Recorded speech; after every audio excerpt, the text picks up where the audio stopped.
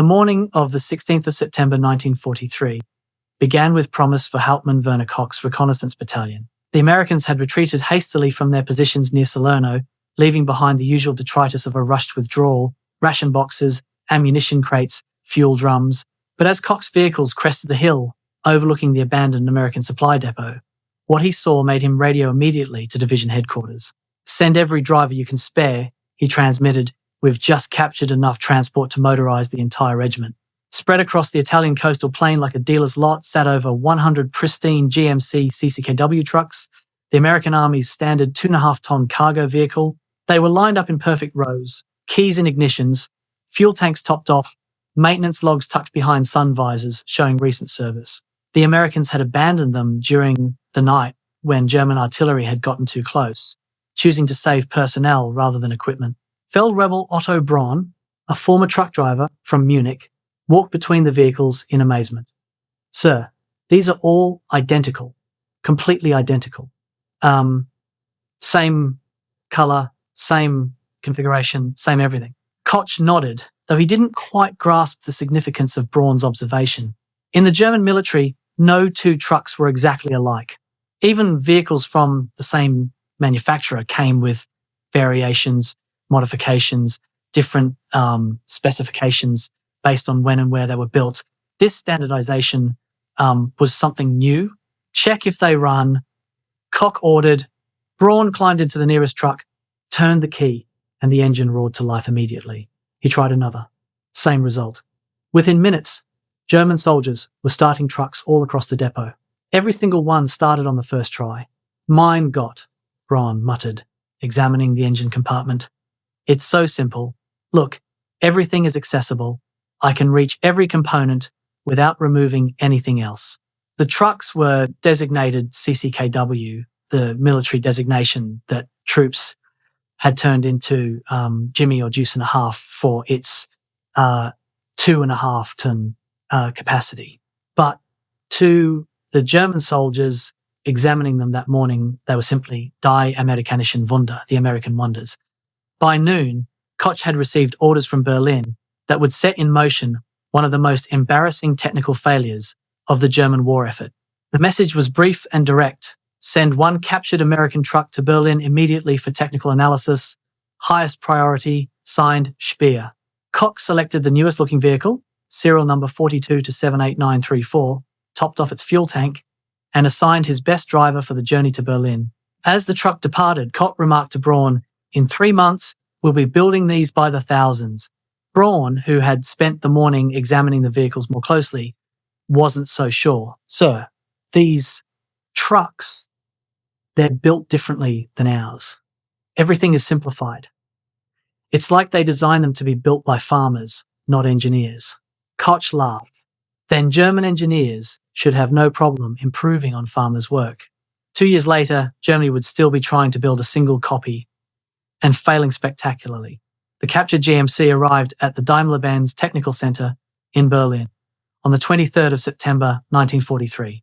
A team of Germany's finest automotive engineers, led by Dr. Friedrich Zimmermann, assembled to examine this example of American military transport. Zimmermann had designed components for the Wehrmacht's complex array of military vehicles and approached the American truck with a mixture of curiosity and condescension. "So this is what the Americans consider military transport," Zimmermann said, walking around the vehicle. The truck was painted olive drab, its construction clearly prioritizing function over form. The stamped steel cab looked crude compared to German vehicles. The exposed rivets, the simple door latches, the basic instrument panel, everything screamed mass production. His assistant, engineer Klaus Weber, was already underneath the vehicle. "Doctor, you need to see this. The entire chassis is made of simple channel steel. No complex forgings, no specially machined components. It's almost primitive." Zimmermann slid under the truck. What he saw offended his engineering sensibilities. Where German trucks featured precisely machined components, carefully fitted and adjusted, the American vehicle used simple stampings and standard parts. The leaf spring suspension was basic technology from the 1920 seconds. The drive shafts were standard industrial components, not specially designed for military use. "Primitive stamped steel," Zimmermann declared, emerging from beneath the truck. "We'll create a proper German version. Replace these crude stampings with properly machined components. Add German precision to American basic design. We should be producing an improved version by Christmas. The initial assessment report to Albert Speer's Ministry of Armaments was supremely confident. The captured American vehicle represents basic transportation technology without sophistication. The extensive use of stamped components and simplified design indicates American industrial limitations rather than intentional design philosophy. German industry can readily produce a superior version incorporating proper engineering principles. Estimate 3 months for prototype development and production commencement. The team began their reverse engineering process with typical German thoroughness. Every component would be analyzed, improved, and manufactured to proper German standards. What could go wrong? After all, if the Americans could build 500,000 of these trucks, surely German engineering could build better ones. Give us 3 months, Zimmermann told the ministry officials. We'll have these in production, but properly engineered German trucks for German soldiers. The fatal assumption had been made that German engineering superiority could improve upon American simplicity. They had no idea they were about to encounter a paradox that would consume 2 years, millions of Reichsmarks, and ultimately produce nothing but humiliation. October 1943 saw the complete disassembly of GMC truck 4,278,934 inches, a pristine workshop at Daimler-Benz. Dr. Zimmermann had assembled a team of 12 engineers and 20 technicians for what should have been a straightforward reverse engineering project. Every component was carefully removed, tagged, photographed, and catalogued. The workshop walls were soon covered with technical drawings, each part meticulously documented with German precision. By the end of October, they had identified 2,247 individual components, not counting standard fasteners. It's like a giant puzzle made by children, Weber commented, holding up a stamped steel bracket. Look at this. It serves 3 functions. In a German truck, we'd have 3 separate, properly designed parts. The first problems emerged almost immediately. The steel alloy composition proved surprisingly sophisticated despite the simple construction. Metallurgist Dr. Hans Richter spent 2 weeks analyzing the frame steel. It's not just the alloy, he reported to Zimmermann. It's the heat treatment, the rolling process. They've optimized this for stamping and welding, not for machining. Our steel mills don't produce anything quite like it. Then came the rubber compounds. The tires, seals, and gaskets used formulations unknown to German industry. The synthetic rubber Germany produced for its war effort had different properties. We can make substitutes, the materials team reported, but they won't have the same durability. But it was the simplicity itself that proved most vexing. Engineer after engineer came to Zimmermann with the same baffling observation. The American truck was too simple to copy with German methods. Look at this. Weber said, showing Zimmermann a collection of bolts. The entire truck uses only 5 sizes of bolts. 5! A comparable German vehicle uses 37 different specifications. But here's the thing, their system works because everything is designed around these 5 sizes. To copy it, we'd have to redesign our entire approach. Zimmermann dismissed this concern.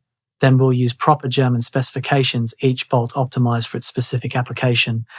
But sir, Weber protested, that defeats the entire purpose. The Americans can maintain these trucks with a handful of wrenches. One supply depot can stock parts for thousands of vehicles. If we use German specifications, we'll have a properly engineered vehicle. Zimmermann interrupted, not this farmer's machinery. The stamping dies presented another challenge. The GMC's cab was made from large stamped panels requiring massive presses and dies. Creating these dies would cost approximately 2 million Reichsmarks, the equivalent of 40 Tiger tank productions. Perhaps we could obtain dies from occupied France, suggested a production engineer. Renault has stamping capability. Investigation revealed that while French factories had stamping presses, they were all configured for different specifications. Retooling would take months and cost nearly as much as building new equipment. By November, the confidence was evaporating. The monthly report to Speer's ministry read, initial analysis complete. American vehicle more complex than anticipated despite simple appearance. Tooling requirements substantial. Revised timeline 6 months to prototype. January 1944 arrived with Daimler-Benz under pressure to show progress. The Eastern Front was consuming vehicles at an alarming rate, and the Italian campaign had demonstrated American motorization superiority. Speer himself visited the facility. "Where is my American truck?" he demanded. Zimmermann presented the plan. They would build a Germanized version using proper engineering principles rather than American mass production compromises. The prototype would incorporate machined components instead of stampings where possible, German standard fasteners and specifications, improved metallurgy using German steel, properly designed individual components rather than multi-purpose parts. The American original costs approximately 9,000 Reichsmarks in materials and labor. Zimmermann explained, "Our initial calculation suggests 45,000 Reichsmarks for the German version, but it will be far superior." Speer's response was sharp. "I don't need superior. I need trucks. Thousands of them. Once we perfect the prototype, production costs will decrease," Zimmermann assured him. Work began on what was designated Project 413, the German GMC. The machine shops at Daimler-Benz began crafting individual components with typical German precision. Each part was beautifully made, perfectly fitted, a testament to German craftsmanship. The cost calculations by March were sobering. Frame rails, 2,000 RM, American, 200 RM. Engine block, 8,000 RM, American, 800. 6,000 RM, American, 600 RM. Cab assembly, 28,000 RM, American U. But it's superior quality, Zimmermann insisted when confronted with the numbers. These components will last twice as long. If the truck costs 5 times as much, lasting twice as long is still a losing proposition, the ministry accountant replied dryly. By March 1944, the original target date for mass production, they were still working on the engine block. The American engine used a simple casting that could be quickly machined. The German improvement required precise machining of a forged block, taking skilled craftsmen 40 hours per unit. Each specialized tool required for the German version had to be manufactured. The Americans used standard industrial tooling available from dozens of suppliers. The German specifications required custom tools, each taking weeks to produce and costing thousands of Reichsmarks. "We need more skilled machinists," Zimmermann reported. "They're all drafted or building aircraft engines," came the reply. The bulk crisis of April 1944 perfectly encapsulated the entire project's failure. Weber had been assigned to create a parts manual for the proposed German GMC. He came to Zimmermann's office with 2 boxes. "This box," he said, lifting a small container, "contains every different fastener in the American truck. 5 bolt sizes, 3 rivet specifications, 2 pin types, total 10 different fasteners for the entire vehicle." He then gestured to a much larger crate. "This contains the German specifications we're using. 37 bolt sizes, 15 rivet types, 22 different pins and clips, each optimized for its specific application. That's proper engineering," Zimmermann replied. "It's a logistics nightmare," Weber countered. "Every field depot would need to stock 74 different fasteners just for basic maintenance. The Americans need 10. The interchangeability problem was even worse. American parts were designed to work across thousands of vehicles. A transmission from truck Hashone would fit perfectly in truck number 10,000. German precision manufacturing meant each unit was essentially custom fitted. Test assembly of prototype components revealed the awful truth. Despite precise manufacturing, parts required individual fitting. What took an American factory worker 10 minutes to assemble required a German craftsman an hour of careful adjustment. The supplier situation was catastrophic. The GMC used components from 12 primary suppliers. The German version, with its specialized parts, required 67 different suppliers. Coordinating delivery in peacetime would have been challenging. Under Allied bombing and resource shortages, it was impossible. May brought a field inspection team from Italy, where the captured GMCs were still operating. Oberst Friedrich Halder, responsible for Wehrmacht transportation, was blunt. "We've been operating these American trucks for 8 months. They've required minimal maintenance, except poor quality fuel, and survive conditions that destroy our vehicles. Just build exact copies. Stop trying to improve them." His report was even more direct. "The American trucks represent transportation philosophy opposite to German practice. They are designed to be good enough, not perfect. This good enough has proven superior to our perfection in actual combat conditions. Recommendation: abandon improvement attempts and create exact copies. While engineers in Berlin struggled with blueprints and specifications, the original 100 captured GMCs were transforming Wehrmacht operations in Italy.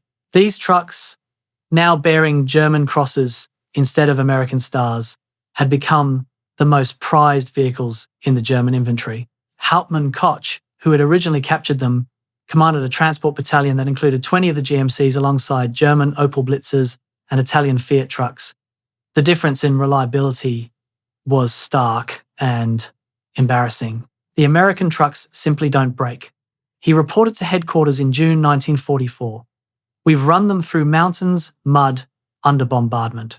They start every morning, require minimal maintenance, and carry twice their rated load without complaint. His maintenance chief, Feldwebel Braun, kept meticulous records. GMC availability rate, 94%. Opel Blitz availability, 67%. Fiat availability, 51%. The secret was simplicity.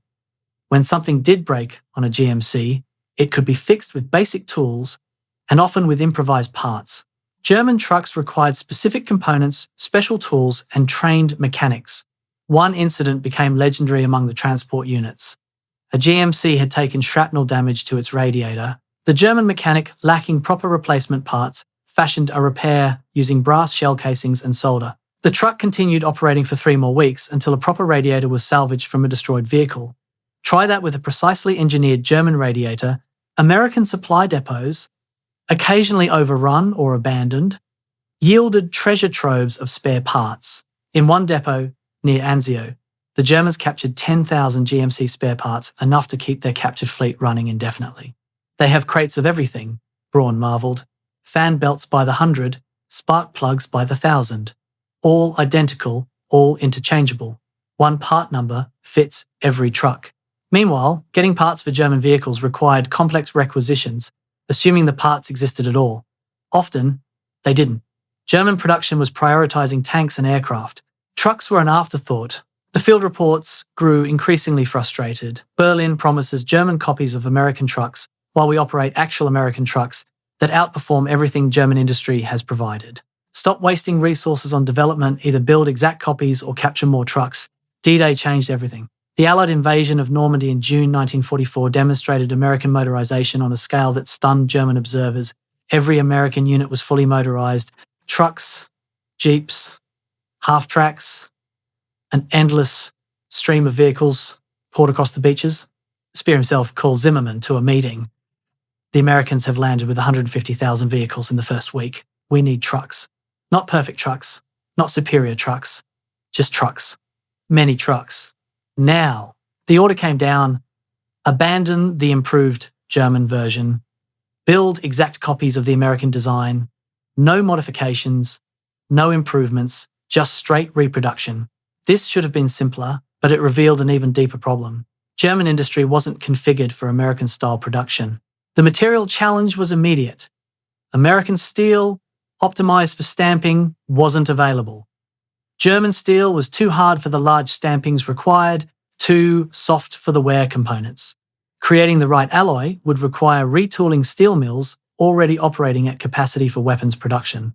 The rubber shortage was critical. Germany was operating on synthetic rubber that couldn't match the properties of American natural rubber compounds. Tires made with German rubber lasted half as long, seals failed prematurely, gaskets leaked. Even the paint was wrong. American olive drab paint was formulated for mass application, drying quickly and adhering to partially prepared surfaces. German paint required careful surface preparation and multiple coats, but the tooling catastrophe was the real killer. To build GMC copies required stamping presses, massive machines that could form entire cab sides in one operation. Germany had some stamping capability, but it was all committed to aircraft production. We need new stamping presses, the production team reported. How long and how much, Speer asked. 1 year to build and install. Cost, equivalent to 50 Tiger tanks. For that price and time, how many trucks could we produce? If everything works perfectly, perhaps 100 per month? The Americans build 50,000 per month. Silence. By August 1944, 6 months after the prototype was supposed to be complete, Project 413 had produced exactly one chassis, and it didn't match the American original.